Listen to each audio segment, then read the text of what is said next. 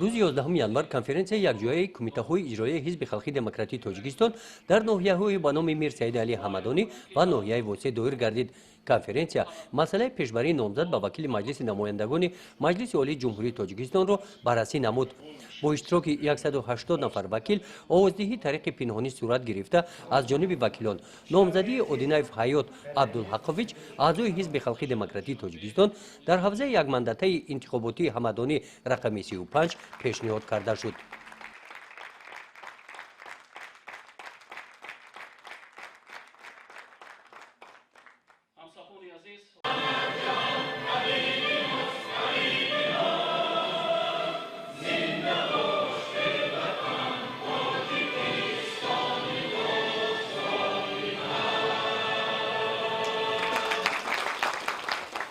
در ناحیه فارخور کنفرانسیا یکجایی کمیته‌های اجرایی حزب خلقی دموکراتی تاجیکستان در ناحیه‌های فارخور و ناحیه 5 دویر گردید که مسئله پیشبری نامزد و وکیل مجلس نمایندگان مجلس عالی جمهوری تاجیکستان در حوزه یک مندته انتخاباتی فارخور رقم 34 پیشنهاد کرده شد.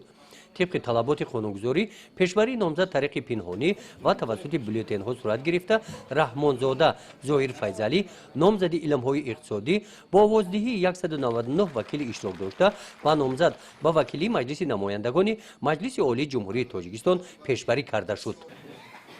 هر یکی شما برای موفقیت و البته در پیش انتخابات است ما با قوای بزرگ اعضای حزب خلقی دموکراتی تاجیکستان